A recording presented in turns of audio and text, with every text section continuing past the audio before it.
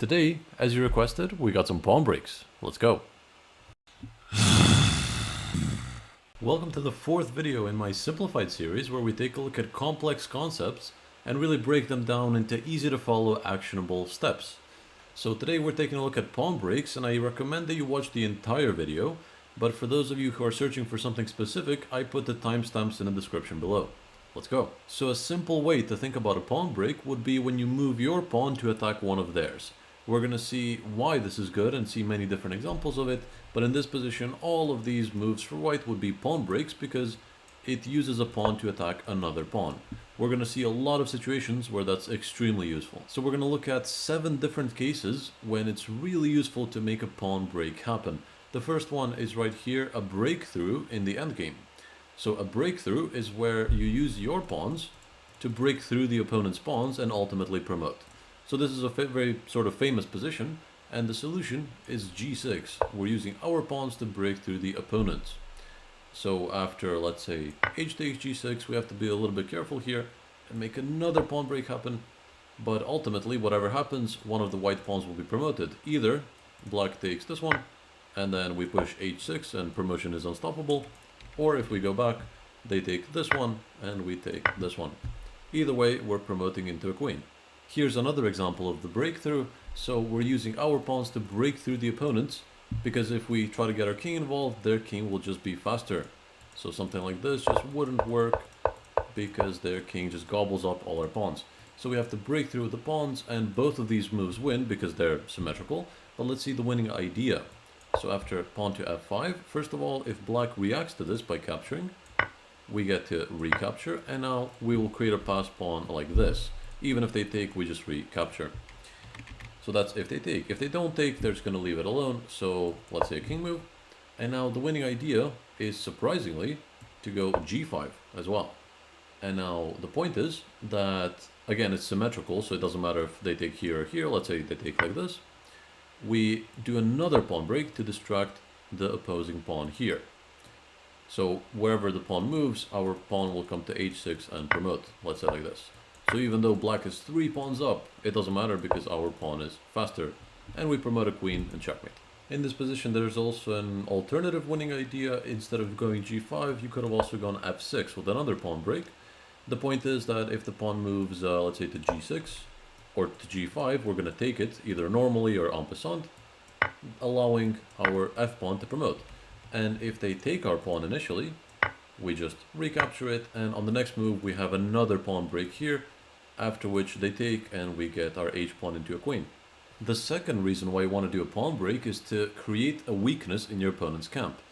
In my previous video about weaknesses, which you can find here, I talked about how weaknesses are created, and a big point was to use pawn breaks. So here h6 forces a creation of a weakness in the kingside structure over here, because after g takes h, or after g6, or after we take them, there will no longer be a g7 pawn protecting the f6 square. So let's say one of those, this one, and now our knight is free to go into that weak square.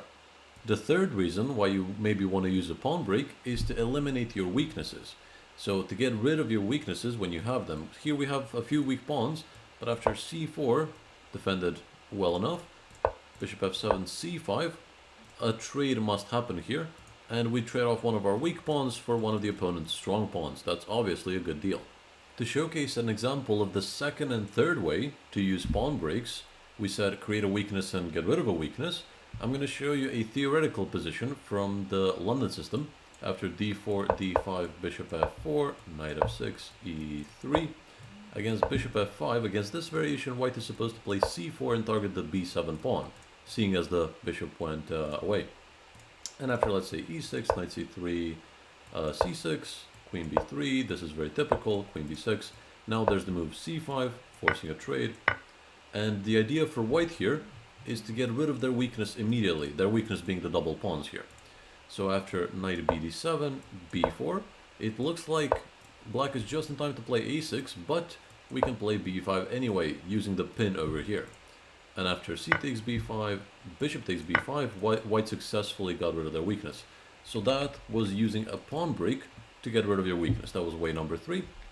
And then if we continue for a few moves, we're also going to see number 2 way. So now the bishop is really hanging. Let's say bishop a4, bishop e7. Let's just play out a few more moves. I would just want to showcase the idea of this variation. Something, and then...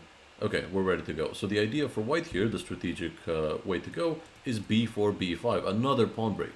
Why? Because we're basically looking to make a weakness here. Because after b5, one of the pawns on the queen side for black must be traded off, and the other one will be isolated. So let's say rook fd8, b5. And now after takes, you will see the b7 pawn is isolated. And black would love to get rid of it with b6, but after b6 we play c6. We don't let them do that. So just a bit of theory to showcase how this works in practice. The fourth reason you might want to do a pawn break is to destabilize your opponent's strong pawn structure. So let me show you what I mean. After d4, d5, c4, queen's gambit, let's say accepted, e3, b5, black tries to hold on to this extra pawn by making a very strong pawn structure here. And white tries to destabilize it immediately. So a4 is another pawn break, which has the purpose of destabilizing this. So already black is in big trouble here, because after a6 it looks like everything is defended, but we just capture and they cannot recapture because of the pin. But now you might be saying, okay, but they could just go c6, right? Wrong. After takes, there's queen f3 and there's no saving material over here. None of the pieces are working on the same square to block successfully. So another way to use pawn breaks is to destabilize a strong pawn structure. Remember that. The most common practical example of this arises in the French defense, because the main idea of the French defense, after e4, 6, d5, we have e5, let's say the advanced variation. The main idea of the French is to use pawn breaks to destabilize white's center. So white is going to try and hold on to this center, and if they do, they have a bit of a space advantage. If they don't, their position just crumbles. So that's the idea of the French defense opening as black. So the game is usually continued knight c6, knight f3, queen b6. Black just targets the d4 pawn, and if that one falls, then they target the e5 pawn, later on breaking with f6 after developing everything else. The fifth way to use a pawn break is to open up your desired area of the board where you want to attack. So this is especially obvious in opposite side castling, because in opposite side castling it's a race of who attacks first. Black will be trying to attack here, white will be trying to attack here. And using pawn breaks is a great way to really open up your rooks and queen, your heavy pieces, to get to the king. So here white was unsuccessful in doing so and wound up with all the pawns blocked. So now it's basically a one-way game. And black is supposed to go g5, g4 with a pawn break. So g5, white plays something, and g4. And it's very important that this pawn is fixed in place, because otherwise they could meet this move with h4 and avoid getting the files opened. So that's a little bit of a tip for opposite side castling. And with this, the pawns will be traded off, allowing more files to be open. For example, let's make a move here, here, and already the g file has been opened.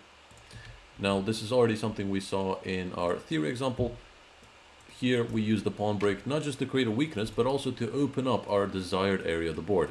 Why is the queen side our desired area of the board? Because our pawn chain is pointing there, and you should attack in the direction of your pawn chain.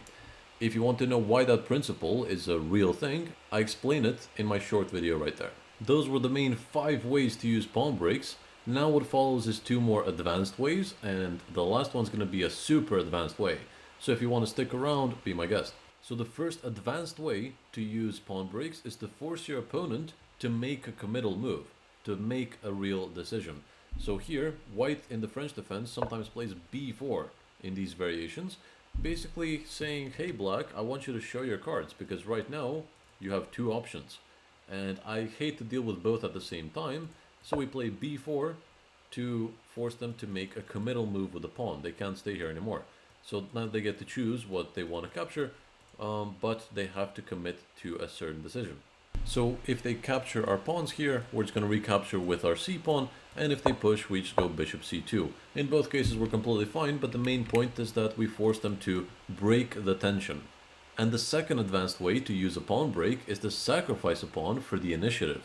So let's see how that works. Let's take the example of the English. there's a line in the symmetrical English where white sacrifices a pawn. We're going to see it in a little bit. So it's d6, castles e5. So a3 with b4 is the main idea. So let's say knight g7, b4. And after takes, really we did lose a pawn, but we get some serious compensation here, more than enough.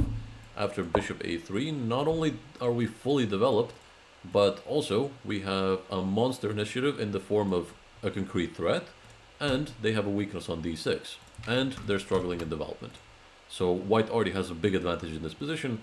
For example, after knight bc6, we already hop in with knight b5 or knight e4, and we target the weak pawn here, and we're already on the verge of winning the game. And the last way to use a pawn break, the super advanced way, is to use a pawn break to create new squares for your pieces. So in this position, white is okay, but no more than okay. But they found an amazing pawn break, an amazing sequence with e5, and after f takes e5, they go f5. And what happened? They created the e4 square in the process using this pawn break.